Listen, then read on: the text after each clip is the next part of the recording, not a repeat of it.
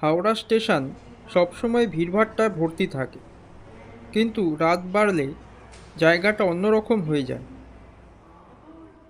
শেষ ট্রেনের আগে প্ল্যাটফর্মে একটা ক্লান্তি নেমে আসে। চাওয়ালারা হাই তোলে, কুলিয়ারা মেঝেতে বসে থাকে, আর লোকজন দ্রুত বাড়ি ফিরতে চায়।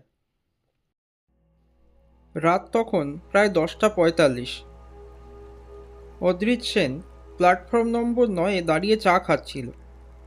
ঠিক তখনই একজন মোটা ভদ্রলোক দৌড়াতে দৌড়াতে এসে তার সামনে প্রায় ধাক্কা খেলেন। হাতে কালো একটা ব্রিফকেস, কপালে ঘাম, বারবার পেছনে তাকাচ্ছেন। অদ্রিজ এবার তাকিয়ে আবার চায়ে চুমুক দিল। লোকটা হঠাৎ জিজ্ঞেস করল, এই ট্রেনটা কি কৃষ্ণনগর যাবে? অদ্রিজ উত্তর দিল, হ্যাঁ। লোকটা হাঁপ ছেড়ে ট্রেনে উঠে পড়লেন। অদ্রিজও একই কামরায় উঠল।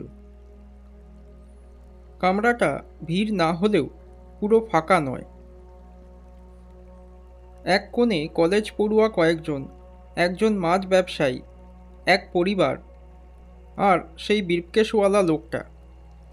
লোকটা জানলার ধারে বসে ব্রিফকেসটা শক্ত করে ধরে আছে। অস্বাভাবিকভাবে নার্ভাস লাগছিল তাকে। ট্রেন ছাড়তেই লোকটা বারবার জানলার বাইরে তাকাতে শুরু করলো। অদ্রিজ বিষয়টা লক্ষ্য করছিল, কারণ মানুষের বিহেভিয়ার অবজার্ভ করাটাই তার অভ্যাস। 10 মিনিট পর একজন চাওয়ালা কামরায় ঢুকল। সেই সময় প্রথম ঘটনাটা ঘটল। ট্রেন হঠাৎ একটা ঝাঁকুনি খেল, আর সেই সঙ্গে কামরার আলো কয়েক সেকেন্ডের জন্য নিভে গেল। পুরো অন্ধকার। চারপাশে গুঞ্জন উঠল। তারপর হঠাৎই আলো আবার ফিরে এলো। সব স্বাভাবিক, কিন্তু ঠিক 5 সেকেন্ড পর সেই মোটা ভদ্রলোক হঠাৎ চিৎকার করে উঠলেন, আমার ব্রিফকেস! সবাই তাকালো। ব্রিফকেসটা নেই, একেবারে উধাও। লোকটা প্রায় কাঁদো কাঁদো গলায় বললেন, এখানে ছিল, এখানেই। কামরায় উত্তেজনা ছড়িয়ে পড়ল। মাছ ব্যবসায়ী বলল, আলো নিভতেই কেউ নিয়ে পালিয়েছে। একজন দরজার দিকে দৌড়ে গেল দেখতে, কিন্তু কেউ নেই। ট্রেন তখনও চলন্ত, কেউ নামেও নি। লোকটা ফাঁপা গলায় বললেন, ওটার মধ্যে খুব ইম্পর্ট্যান্ট কাগজ ছিল। অদ্রিজ এতক্ষণ চুপচাপ ছিল। এবার সে ধীরে বলল, ব্রিফকেসটা চুরি হয়নি। সবাই তাকালো। লোকটা বিরক্ত হয়ে বললেন, মানে? অদ্রিজ শান্ত গলায় বলল, এখনও এই কামরাতেই আছে। চারপাশে চাপা গুঞ্জন। এক কলেজ ছাত্র হেসে বলল, তাহলে ম্যাজিক নাকি? অদ্রিজ কোনো উত্তর দিল না। সে ধীরে কামরার ভেতর হাঁটতে শুরু করল। প্রথমে দরজার কাছে গেল, তারপর জানলার দিকে তাকালো। মেঝেতে বৃষ্টির জল পড়ে আছে, কাদার দাগও। সে হঠাৎ নিচু হয়ে একটা জিনিস দেখল, খুব ছোট্ট, কালো কাপড়ের সুতো। সে সেটা হাতে তুলে দেখল।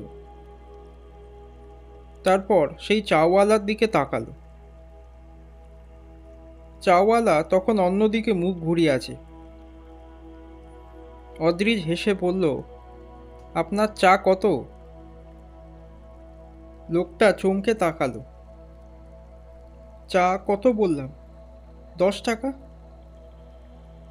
অদ্রিজ পকেট থেকে টাকাটা বার করতে করতে বলল, মজার ব্যাপার জানেন, আলো নিভেছিল মাত্র 4 সেকেন্ড। এই 4 সেকেন্ডে একটা ভারী ব্রিফকেস নিয়ে দরজা দিয়ে পালানো প্র্যাকটিক্যালি ইম্পসিবল। কামরার সবাই চুপ। অদ্রিজ এবার খুব ধীরে বলল, কিন্তু কেউ যদি আগেই প্ল্যান করে থাকে। চাওয়ালার মুখ শুকিয়ে গেল। অদ্রিজ এবার মেঝের দিকে তাকালো। আচ্ছা, এই কাদার দাগগুলো শুধু আপনার জুতোর কাছেই কেন? চাওয়ালা বলল, সে তো হতেই পারে বাবু, বাইরে থেকে এসছি চা দিতে, কাদা হতেই পারে। অদ্রিজ আবার বলল, আর আপনার চায়ের কেটলিটা অস্বাভাবিক ভারী। সবাই এবার তাকালো। অদ্রিজ হঠাৎ কেটলিটা টেনে খুলে ফেলল, আর সঙ্গে সঙ্গে কামরায় হইচই পড়ে গেল। কারণ ভেতরে ভাঁজ করে ঢোকানো আছে সেই কালো ব্রিফকেস।